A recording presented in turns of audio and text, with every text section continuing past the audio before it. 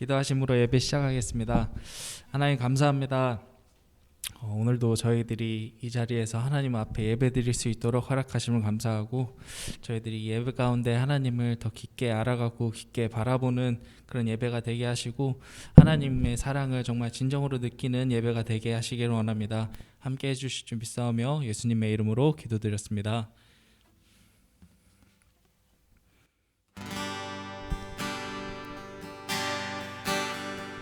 아버지 사랑,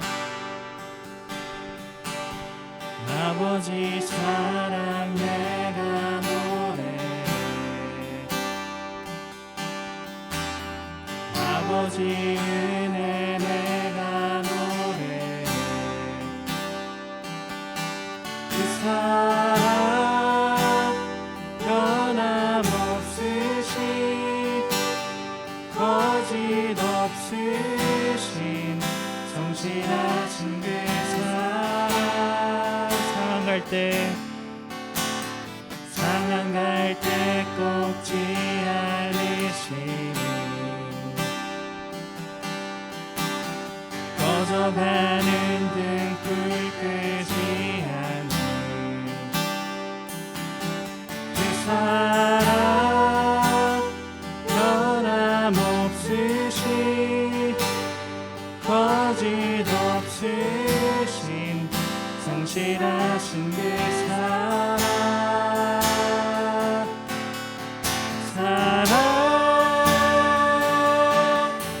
그 사랑,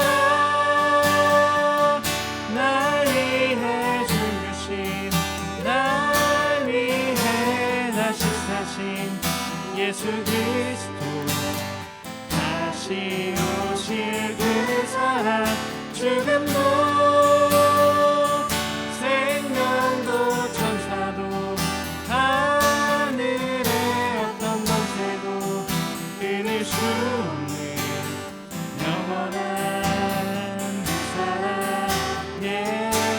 그 사랑, 그 사랑,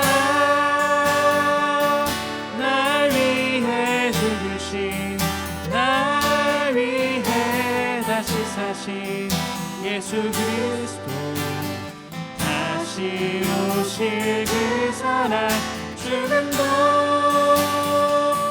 생명도 천사도 하늘의 어떤 권세도 끊을 수 없는 영원한 그 사랑, 예수, 내 구주 예수를, 내 구주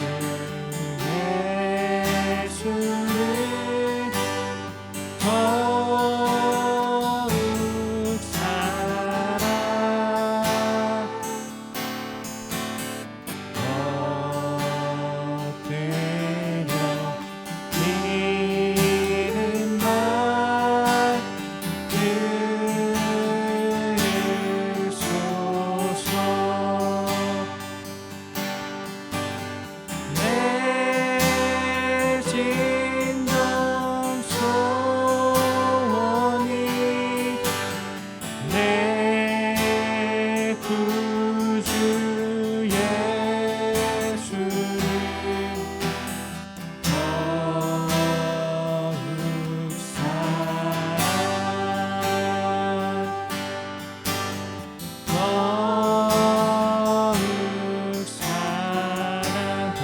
내 구주 예수를,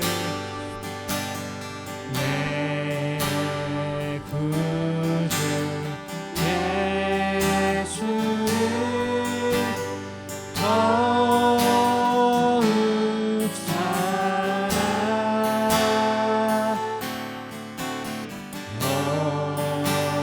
엎드려 비는 날 그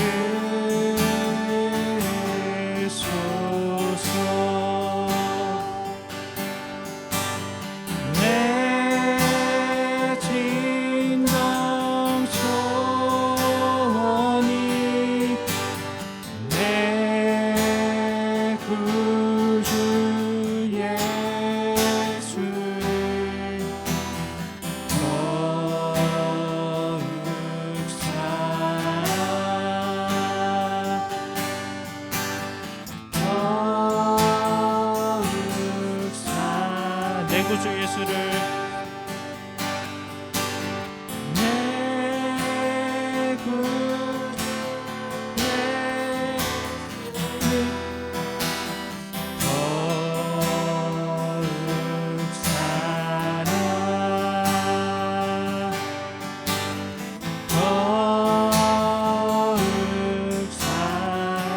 더욱 사랑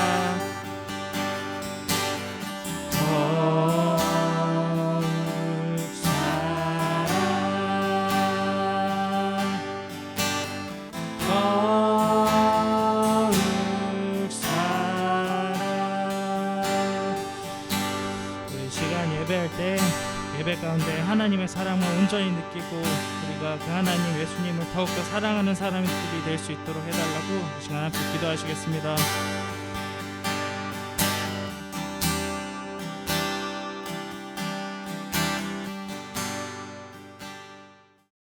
네, 다 같이 사도신경하심으로 우리의 신앙을 하나님 앞에 고백하도록 하겠습니다.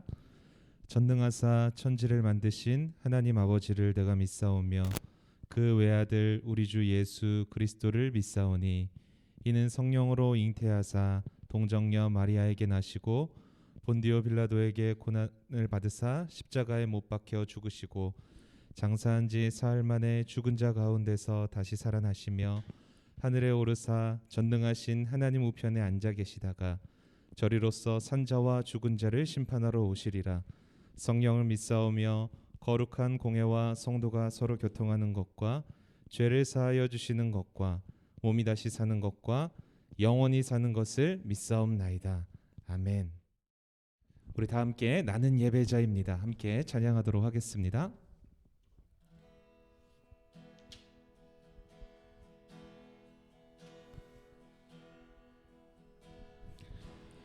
나는 하나님을 예배하는 예배자입니다. 내가 서 있는 곳 어디서나 하나님을 예배합니다. 내 영혼 거룩한 은혜를 향하여 내 마음 완전한 하나님 향하여 이곳에서 바로 이 시간 하나님을 예배합니다.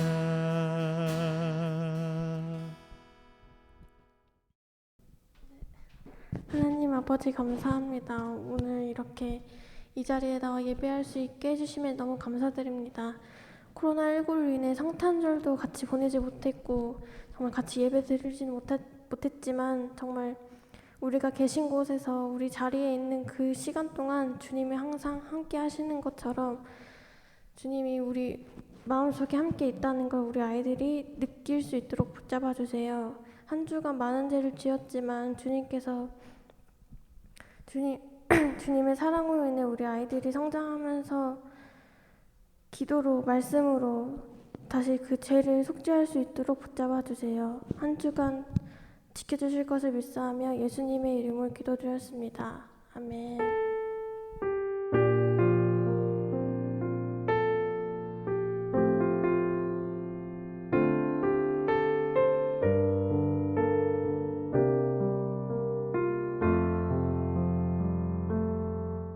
자, 이 시간 다 같이 하나님의 말씀 읽도록 하겠습니다. 오늘 읽을 하나님 말씀은 사무엘상 16장 1절부터 13절까지의 말씀입니다.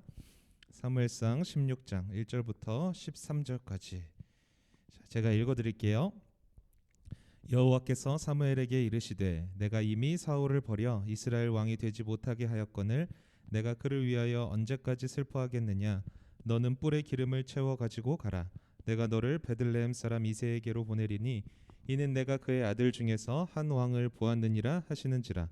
사무엘이 이르되 내가 어찌 갈 수 있으리이까.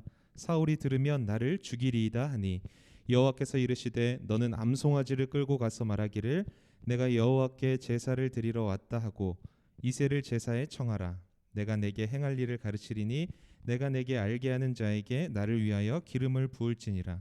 사무엘이 여호와의 말씀대로 행하여 베들레헴에 이르매 성읍 장로들이 떨며 그를 영접하여 이르되 평강을 위하여 오시나이까.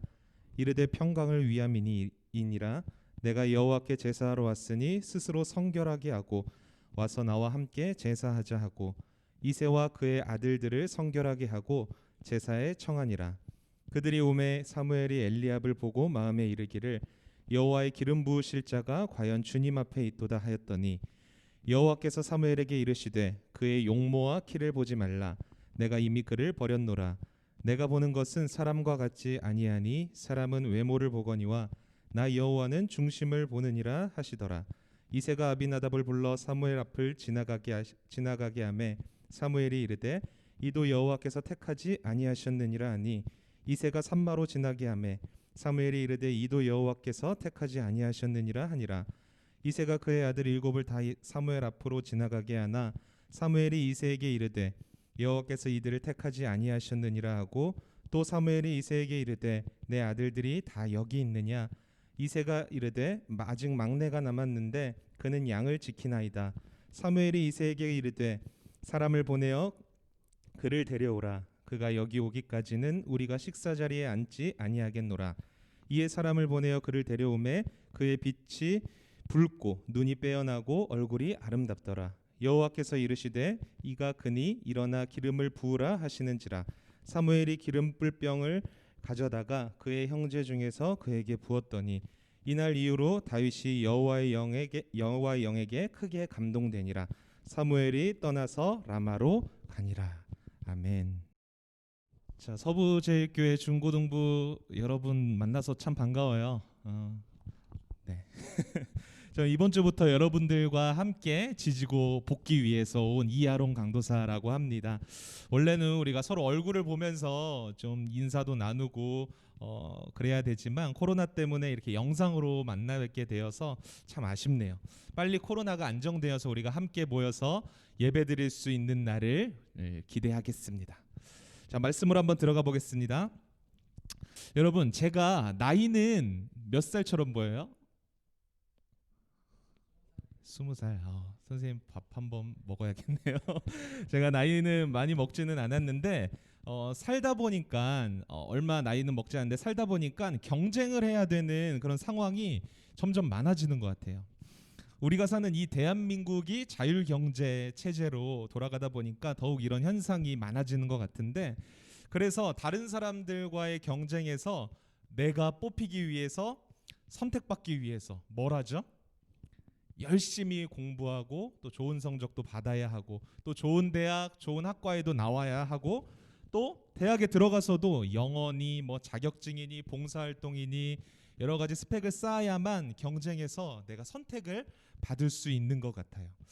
그러다 보니 그런 결과를 얻어내야만, 그리고 그런 스펙을 쌓고 사람들에게 그렇게 인정을 받아야만 성공한 인생이라고 그렇게 평가를 받죠. 아마 여러분들도 같은 생각일 거예요.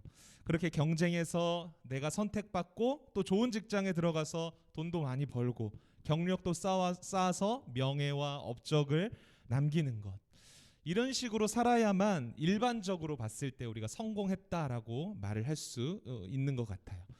근데 여러분, 정말로 우리가 생각하고 그리고 세상 사람들이 그렇게 생각하는 기준대로 그렇게 되어야만, 그렇게 선택받고 인정받아야만 성공한 인생이라고 말할 수 있을까요? 성경은 전혀 다른 기준을 우리에게 보여주고 있어요. 과연 성공한 인생은 어떤 인생인가?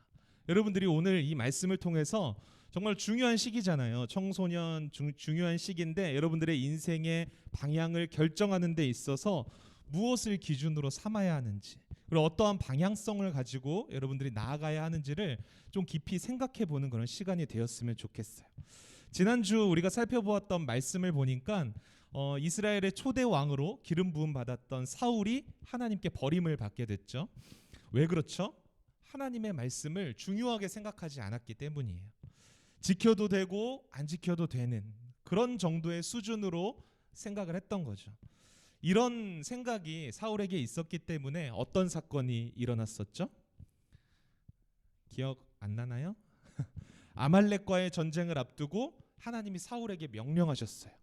하나님의 나라를 이끄는 왕에게 이렇게 정확하게 말씀을 하셨어요. 너는 가서 아말렉 족속을 진멸하라. 모든 백성들과 가축들까지 깡그리 다 죽이라는 그런 명령이에요. 근데 사울 왕은 어떻게 했죠?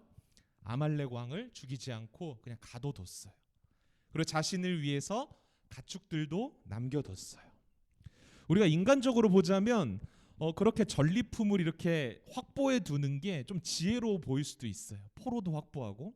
그러나 하나님은 그렇게 인간적으로 봤을 때 지혜로워 보였던 사울을 버리게 되죠. 그리고 다른 사람을 이스라엘의 왕으로 세우려고 합니다. 오늘 우리가 읽은 말씀이 바로 그 장면을 기록하고 있는 거예요. 하나님의 나라에 새로운 왕을 기름 부어서 세우시기 위해서 하나님이 또다시 사무엘을 부릅니다. 그리고 명령하고 계세요. 야 사무엘아, 사울이 버림받은 거를 계속 슬퍼하지만 말고 너는 이제 일어나서 뿔에 기름을 채우고 베들레헴으로 가거라. 그곳에서 이새라는 사람을 찾아라. 그 이새의 아들 중에서 왕을 세울 것이다. 하나님의 말씀을 듣고 이제 사무엘은 베들레헴으로 가게 되죠. 이새를 만나게 됩니다. 이미 그 이스라엘의 위대한 선지자인 사무엘이 온다는 소식을 듣고 이새도 자신의 7 아들을 데리고 나왔어요. 사무엘은 이새의 아들들을 보고 마음속으로 흡족한 마음이 들었을 거예요. 왜냐하면 이새의 아들들은 하나같이 왕이 될 만한 그런 모습을 갖추고 있었기 때문이에요. 그 중에서도 특히 첫째인 엘리압을 보고 정말로 하나님이 선택한 사람이 바로 저 사람이구나라고 사무엘은 속으로 생각했어요. 키도 굉장히 컸고 얼굴도 잘생겼고 건장한 모습을 갖춘 그 엘리압이야말로 왕으로서 충분하다고 느낀 거죠. 그런데 하나님의 기준은 달랐어요. 겉모습으로 사람을 평가하는 사무엘에게 이렇게 말씀하셨어요. 야 사무엘아, 얼굴이나 키만 좀 보지 마. 누구에게 하는 말 같아요? 여러분들에게 하는 말 같죠? 얼굴이나 키 좀 보지 마. 그렇게 다 갖춘 사울도 내가 버렸잖아. 그리고 또 뭐라고 말씀하시냐면 사람들은 외모를 보거니와 나 여호와는 중심을 보느니라. 이렇게 말씀하셨어요. 이새가 데려온 7명의 아들을 다 보았지만 하나님의 선택을 받은 사람은 아무도 없었어요. 사무엘이 당연히 이상하게 생각하면서 이새에게 물어봤죠. 너의 아들이 더 이상 없느냐? 그랬더니 이새가 말했어요. 한 명 있긴 한데 막내가 한 명 있긴 한데 걔는 저 들판에서 양을 치고 있습니다. 여러분, 양을 치는 양치기는요, 이때 당시에 이스라엘 문화에서 굉장히 천한 일에 해당하는 일이었어요. 천한 일. 아들 중에서도 그러니까 가장 인정을 받지 못하는 그런 사람이 바로 이새가 말하는 그 막내였던 거예요. 사무엘은 그 막내를 내게로 데려오라라고 했어요. 그 아들이 누구죠? 우리가 가장 잘 아는 다윗 왕이에요. 다윗. 여러분 근데 다윗을 한번 보세요. 외모로 보나 사회적 지위로 보나 왕으로 세울 만한 아무런 조건이 없는 것 같이 보이는 그런 다윗이에요. 근데 그런 다윗이 나타나자 하나님께서 사무엘에게 이렇게 말씀하세요. 바로 그 사람이 내가 택한 자이다. 너는 일어나서 기름을 부어라. 사무엘은 하나님의 말씀대로 다윗에게 기름을 부었어요. 여러분 오늘 말씀을 한번 생각해 보세요. 두 부류의 사람이 대조되어서 이렇게 등장하고 있어요. 한 부류는 어떤 사람이냐면은 사울과 엘리압이에요. 사울과 엘리압. 겉으로 드러나는 외모도 굉장히 잘생겼고 키도 커요. 사람들의 인정도 받아요. 누가 봐도 왕이 될 만한 자격을 갖췄어요.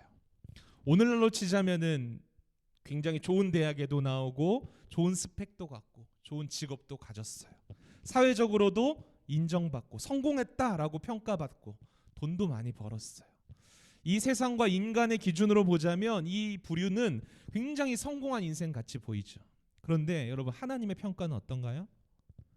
하나님은 사울과 엘리압을 선택하지 않으셨어요. 누구를 선택하시죠? 또 다른 부류의 한 사람이죠. 다윗이에요. 키도 그렇게 크지 않았었고요. 사람들의 인정도, 심지어 가족들에게까지 인정을 받지 못하는 사람이었어요.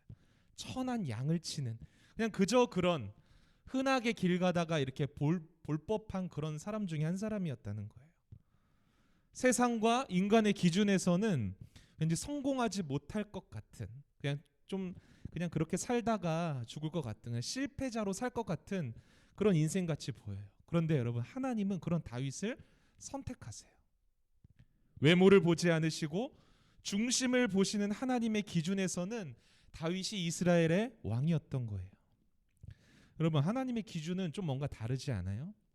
도대체 다윗이 어떤 사람이길래, 다윗의 중심에는 무엇이 있었길래 하나님의 선택을 받을 수 있었을까요? 여러분, 다윗하면 가장 먼저 떠오르는 사건이 있죠. 뭐가 가장 먼저 떠오르죠? 다윗과 골리앗. 맞아요. 다윗과 골리앗의 전투 장면을 아마 떠올릴 수 있을 거예요. 아마 교회 다니지 않는 사람들도 다윗과 골리앗이라는 말을 한 번쯤 살면서 들어봤을 정도로 유명한 싸움이죠. 사무엘상 17장에 이 말씀이 기록되어 있는데, 사울 왕이 이끄는 이스라엘과 블레셋이 전쟁을 하는 그런 상황 가운데서 다윗은 아빠의 심부름으로 그 전쟁터에 나가 있는 형들에게 뭐 필요한 물건들을 이렇게 갖다 주기 위해서 전쟁터로 간 그런 상황이었어요. 그런데 전쟁터에 방문한 다윗의, 그 어린 다윗의 귀에 어떤 말이 들렸냐면, 하나님의 백성들을 조롱하고 멸시하는 그런 외침이 들려오기 시작했다는 거예요. 누가 그 외침을 했냐면, 블레셋에 있는 굉장히 키가 크고 용맹한 골리앗이라는 장수가 전쟁 한복판에 나와서 그렇게 도발을 하고 있는 거예요. 그런데 그렇게 하나님을 조롱하고 있는, 하나님의 백성들을 조롱하고 있는 골리앗 앞에 아무도 나서는 이스라엘 백성들이 없었어요.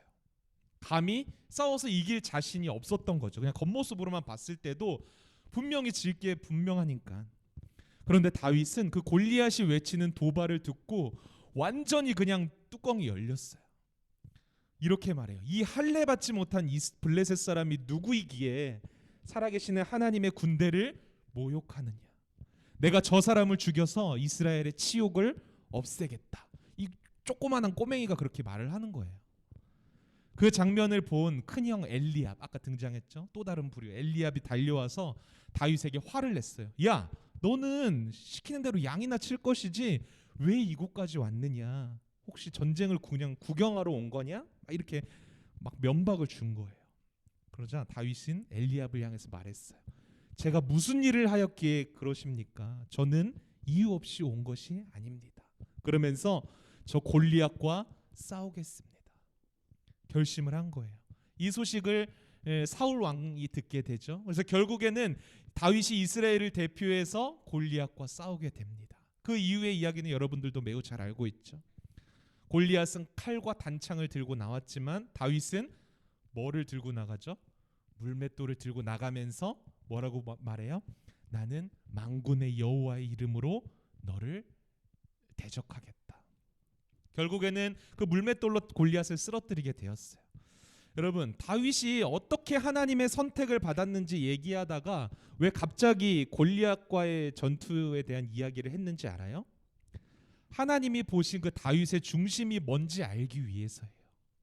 다윗의 중심에, 하나님이 보신 그 다윗의 중심에 뭐가 있었냐면요, 하나님을 대적하는 자와 싸워서 승리할 수 있다는 그런 믿음이 있었다는 거예요. 여러분, 한번 생각해봐요. 상황만 놓고 보자면 다윗이 골리앗한테 덤비는 것은 그야말로 바위에 계란을 그냥 갖다 던지는 꼴이에요.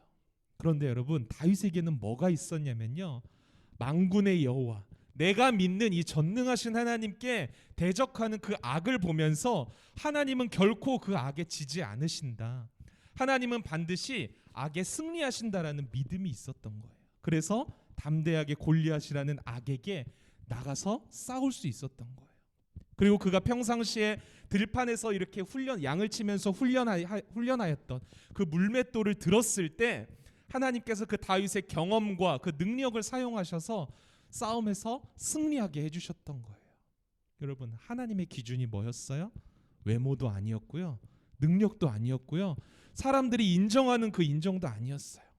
마음의 중심에 하나님을 경외하고 하나님을 대적하는 악에 대해서 반드시 승리하게 하실 그 하나님을 하나님을 위한 그 믿음의 선한 싸움을 싸우는 그 중심이 있었다는 거예요. 여러분, 바로 그런 사람이 하나님의 기준에 합당한 사람이라는 것을 우리는 기억해야 해요.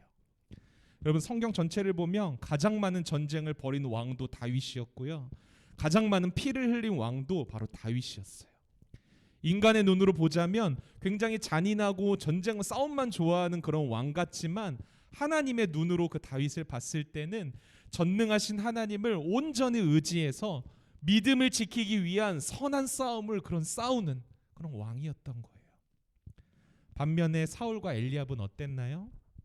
외모나 능력이나 모든 스펙과 조건은 우월했어요. 근데 전쟁터의 모습을 한번 보세요. 믿음의 선한 싸움을 싸운 게 아니라 자신의 이익을 위해서 싸웠어요. 적이 너무 무서우니까 하나님을 의지하지 않고 무서워서 앞으로 나서지도 못하는 그런 사람들이었어요. 한마디로 그 중심에 믿음의 싸움이 없는, 믿음의 싸움을 싸우지 않는 그런 사람들이었다는 거예요. 여러분들은 어떤 부류에 속한 사람들인가요? 어떤 부류에 속한 사람의 인생이 성공했다고 말할 수 있을까요? 여러분, 한번 생각해 보세요. 여러분, 하나님은 다윗을 평가할 때 이렇게 말했어요. 하나님의 마음에 합한 자. 여러분, 인생의 성공 여부는 사람이 평가할 수 없는 거예요. 하나님의 마음에 합한 사람이 성공한 인생 아닐까요? 그러니까 마음의 중심에 믿음을 지키려는 그 선한 싸움을 계속하는 그런 사람 말이에요. 저는 지금 여러분들 보고 어디 전쟁터 나가서 싸우라는 말을 하고 있는 게 아니고요. 여러분들이 이 중요한 청소년 시기에 남들은 공부에 모든 것을 쏟아붓고 스펙을 쌓는데 모든 인생을 다 집중하고 있지만 그런 상황 속에서도 여러분들이 믿음을 지키기 위해서 얼마나 치열하게 지금도 싸우고 있는가를 물어보고 있는 거예요. 지금 사회적으로도 이 코로나 때문에 굉장히 좋은 핑곗거리가 하나 생겼죠. 교회 가지 않아도, 예배하지 않아도 정당화되는 그런 시대 속에서 우리는 살아가고 있어요. 그런데 여러분, 하나님은 어느 시대에서나 동일하게 사람을 보는 기준이 한결같으신 분이에요. 믿음을 지키기 위해서 내가 얼마나 싸우고 있는가. 비록 상황을 보고 조건을 보고 우리가 이 시대적인 상황을 봐요.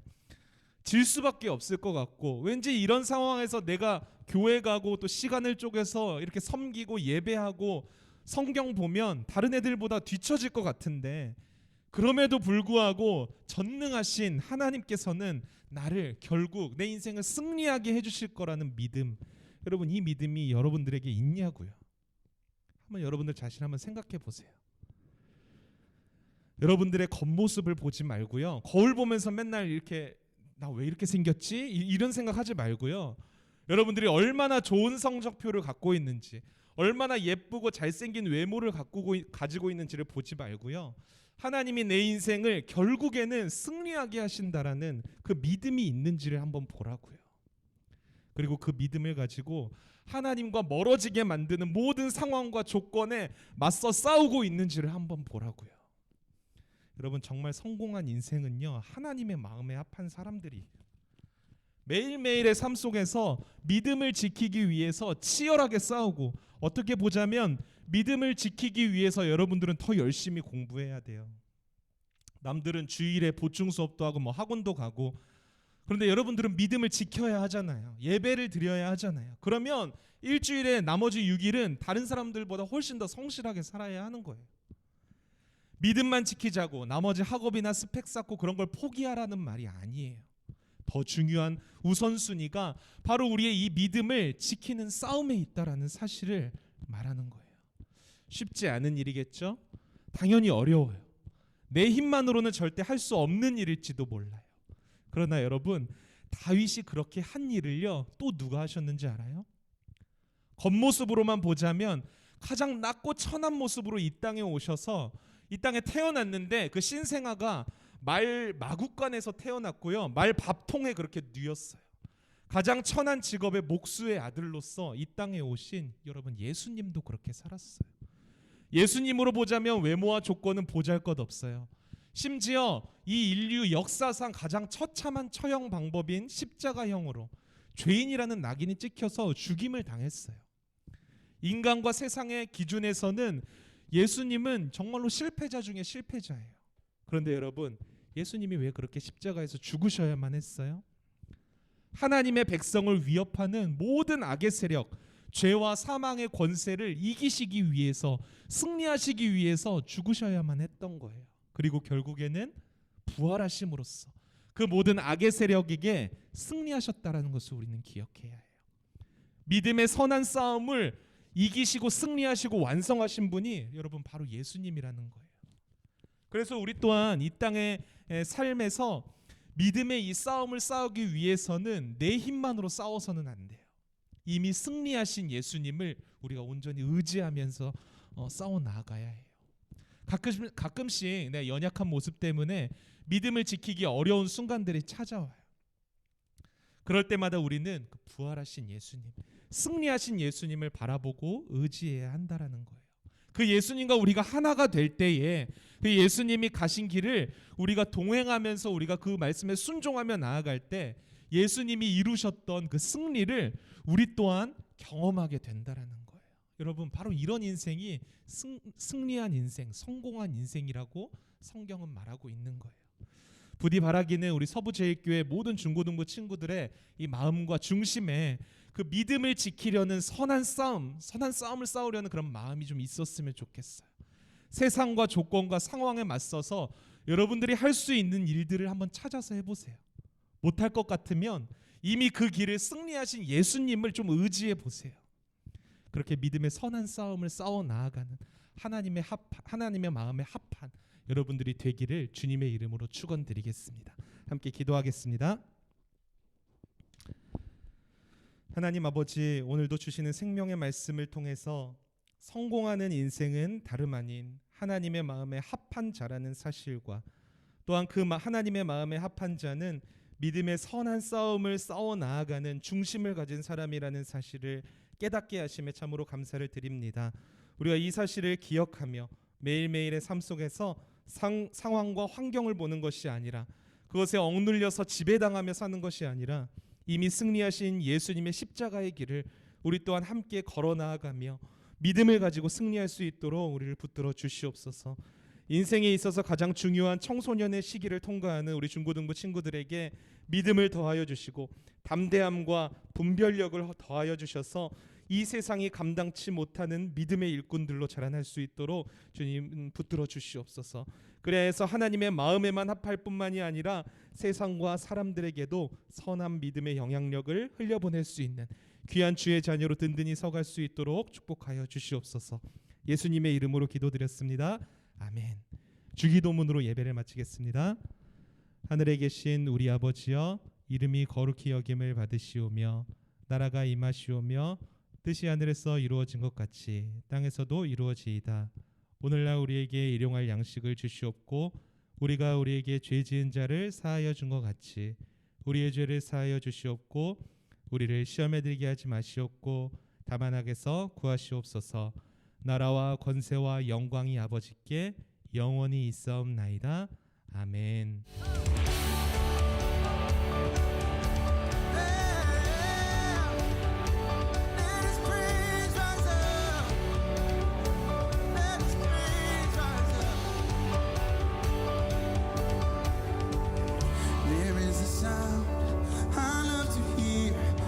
Sound of the Savior's robe as he walks into the room where people pray, where we hear praises he hears.